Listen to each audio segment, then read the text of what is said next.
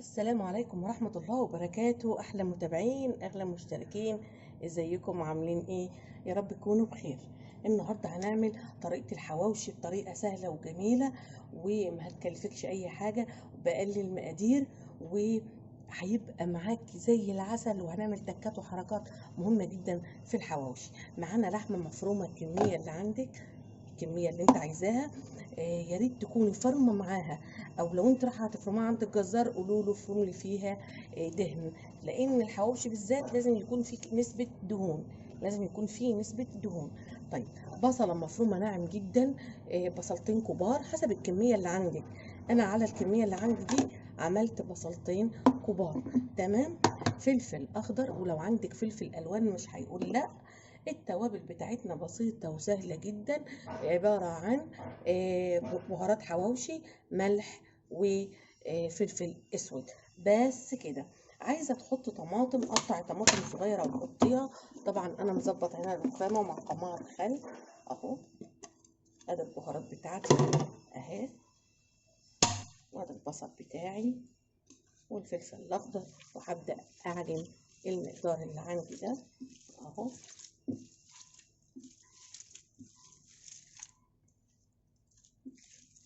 طبعا الحواوشي بيحب كمية البصل تكون كتيرة اهو يا جماعة.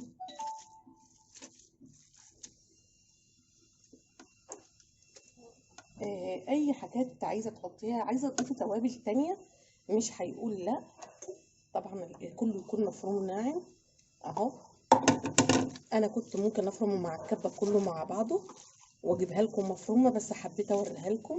عايزة تاخديها لفة في الكبة بعد ما تعجنيها بالشكل ده، برضه خديها لفة مش هتقول لا اهو. ملحك لازم يكون فيها ليا، لازم يكون فيها ليا، ماشي. ونسبة بصل، الحواوشي معروف ان نسبة البصل لازم تكون جامدة، تكون ضعف، تكون كبيرة. البصل يكون مفروم ناعم. حط فلفل احمر، بس اهم حاجة وانت بتعمل حواوشي لازم تبقى فيه نسبة دهون، عشان هي اللي بتخلي طعمه جميل وبتحلي طعمه. زي ما انتوا شايفين كده اهو. خلاص عجنتها، بحطها في الطبق بتاعي وبحطها في التلاجة. عم بعجن عجينتي، هوريكم هعجن ايه ومقدار العجين زي ما انتوا شايفين كده. زي ما انتوا شايفين يا حبايبي، هبدأ اعجن العجينة. العجينة برضو زي ما انا عجنت اللحمة في ثانية، ما خدتش مني حاجة. ادي كيلو دقيق اهو حسب الكمية اللي عندك، مقلعة سكر، رشة ملح، الخميره بتاعتي الفوريه اللي انا عملت لها اختبار، شايفين اهو. قبل ما احطها لازم اعمل لها اختبار في ربع ميه دافيه مع مقلعه سكر، اقلبهم كويس واسيبهم. دي باكو خميره، ده الباكو خميره فوريه اهو، اهو على بعضه.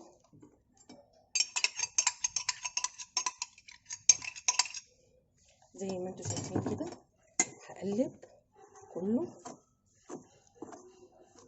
اهو. بسم الله الرحمن الرحيم. طيب انا هعجنها دلوقتي، هحط لها زيت.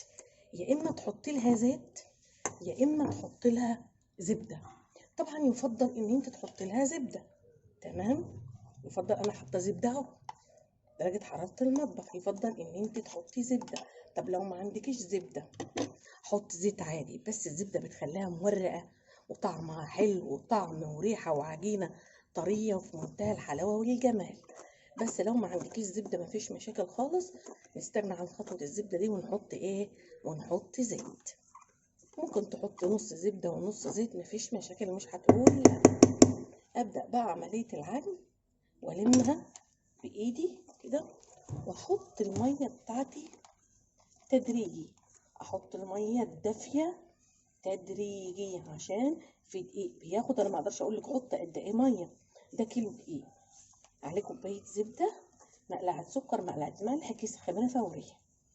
طيب انا ما اقدرش اقول لك حط ميه قد ايه، لان في دقيق بياخد كتير وفي دقيق بياخد قليل. طيب بعد ما انا فردتها كده هحط تدريجي اهو، عشان لحد ما المها هتحتاجي تحط لها حبه بحبه، حبه صغيرين بحبه صغيرين زي ما انتوا شايفين كده. وهستمر في العجن لحد ما اوصل للعجينه اللي انا عايزاها وتلم معايا وتطلع ايدي من العجينه نضيفه. هبدا بالناحيه التانيه شويه، ريح ايدي اهو، لمت اهي، بدات تلم. مش هحتاج ميه، ولو احتاجت هتبقى نقطه فقط اهو، نقطه. شايفين النقطه اهو؟ الم بس اللي تحت ده، ايوه كده اهو. الم اللي تحت، لميت اللي تحت اهو.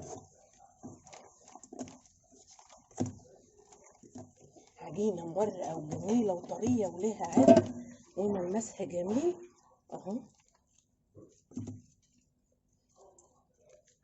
شايفين ايدي اهو؟ لا غسلت ولا عملت. هي دي العجينه الناجحه اللي تلم معاكي من غير ايه مظبوطه. اهم حاجه لما تيجي تضيفي اي عجين، تعجني اي عجين، هتعمل ايه؟ اي عجين هتعجنيه لازم يكون تعجني بميه، تحط تدريجي. سرحت، تحط الميه تدريجي عشان ما تكبش، تقوم تبقى مرقه منك. بعد كده تحط دقيق وتفضل نحط في دقيق ونرجع نحط في ميه. لا، اهي اهي. شايفين يا جماعه؟ شايفين لمت في ساعتها اهي. لا العجينه خدت حاجه ولا العجن خد مني حاجه. هغطيها بدرجه حراره المطبخ لحد ما تتخمر واوريها لكم. استنوني. زي ما انتوا شايفين يا حبايبي، انا قطعت القطع حسب الحجم اللي انت عايزاه عشان نعمل الحواوشي. طيب انا هعمل ايه؟ بايدي كده، يا اما زيت يا اما زبده على الوش، على الوش كده، حاجه بسيطه اهو. واسيبها برضو ترتاح. انا كنت مصوره لكم المقطع اللي خمرت فيه العجينه، كان منظرها جميل جدا وهي منفوخه على الاخر، بس المقطع ده فصل مني لان الدنيا حر والتليفون بيفصل بين الحراره بيروح فاصل لوحده. طيب انا دهنت وشها يا اما زبده يا اما زيت، وهسيبها برضو ترتاح عشان تبقى حلوه معايا في التبطيط، وبعدين نشوف احنا هنعمل ايه. زي ما انتوا شايفين يا حبايبي الحجم اتضاعف ازاي. شايفين انا هعمل حواوشي كبير مش صغير، وهبدا ابططه. وهشيل الصينيه دي كده، وطبعا هنبططه بايه اهو؟ بالزيت. هيبقى معانا شويه زيت، مش هنحتاج في الفرد نشابه ولا حاجه، مجرد بس ابل ايدي كده اهو. العجينه بتمط ومرتاحه ازاي وجميله ولها عرق زي ما انتوا شايفين كده. وهكمل تبطيطها على الصينيه عشان ما اقعدش اشيل واحط. ادي الصينيه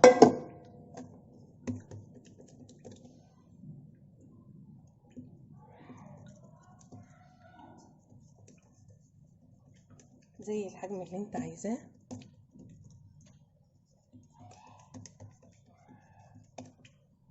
زي ما انتوا شايفين كده.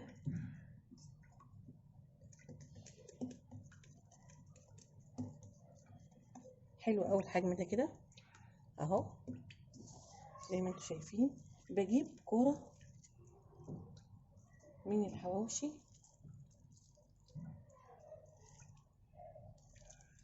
تتناسب مع حجم العجينة، وابدأ افردها كده.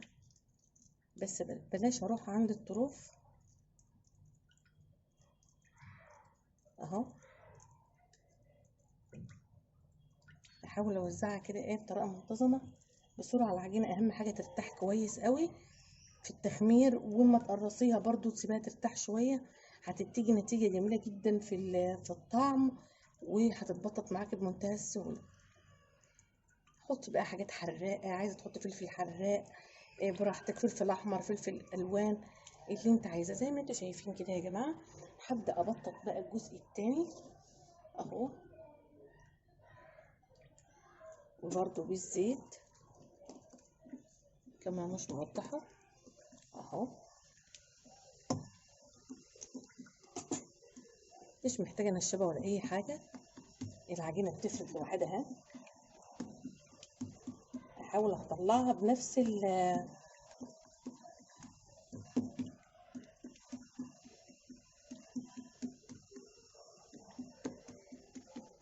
نفس الحجم اللي تحت عشان احطهم على بعض اهو. بسرعه ممكن تستعمليها وجبه غدا عشاء اهو. اروح شايلاها كده اهو، حطاها فوق هنا فوق بعضها، طلعت قدها بالظبط. وابدأ كده اهو.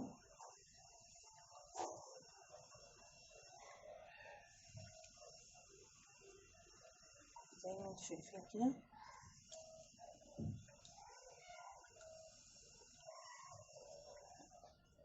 ابدأ الفها بالشكل ده، تديني شكل حلو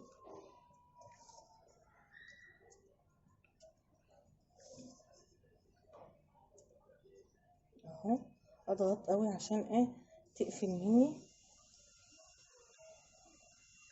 على فرن 180 في النص، اولع مدة ربع ساعة، ما تغفليش عنه اهو.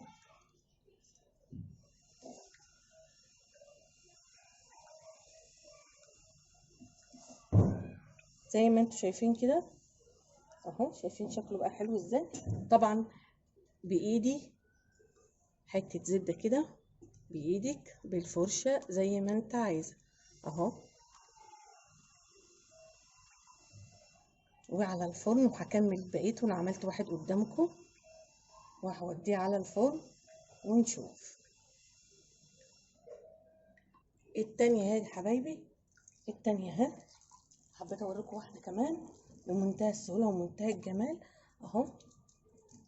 العجينة هيطلعها معايا زي الفل، زي العسل اهو. افردي بقى، ما تطلعيش لبره، افردي بالراحة. افردي بس اللحمة مش العجينة، احنا اوريدي فردين العجينة اهو. وزعها كده بطريقة منتظمة. العجينة اهم حاجة تخمر كويس وترتاح، ويكون في اللحمة زي ما قلت لكم نسبة ايه؟ نسبة دهن. هو الحواوشي كده اهو. طيب الجزء التاني فين اهو؟ عشان انت حلوة معاكي، عشان بطاطا بالزيت اهو. شايفين تتفرد معايا؟ استنى بس تتفرد معايا اهي. بعملها على قد الطبقة اللي فوق. خلاص هي قدها كده اهو اهو. واروح حاطة كده. ظبطي بقى، شوفي لفي كده، حطي صبعك كده اهو، واضغطي جامد عشان تلزق اهو، زي ضفيرة كده.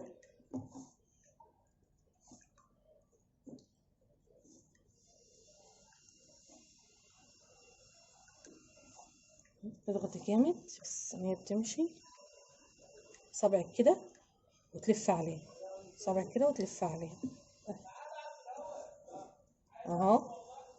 جميلة اهي، طالعة في منتهى الجمال. والعجينة بتروح وتيجي معايا من غير ما تعذبي اهو. زي ما انتوا شايفين لمسة كده اهو. هخلص الكمية وارجع لكم تاني.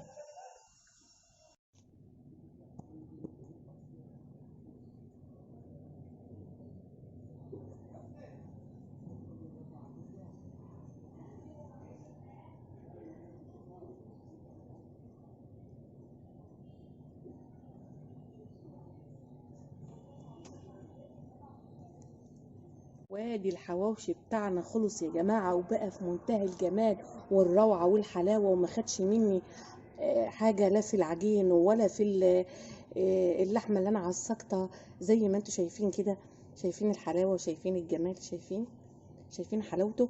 عايزاه يبقى طري، اول ما يطلع على طول من الفرن حطيه في حاجة وغطيه على طول، هيبقى طري معاكي. شايفين الطري ازاي وجميل وريحته تحفة.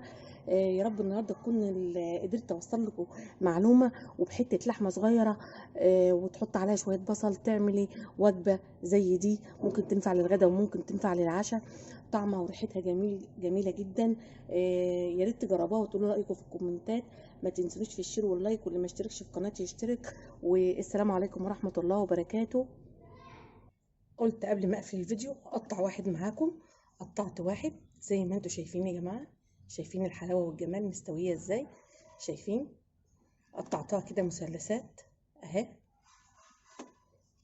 اهي مستويه وجميله وريحتها وطعمها ما اقولكوش. والسلام عليكم ورحمه الله وبركاته.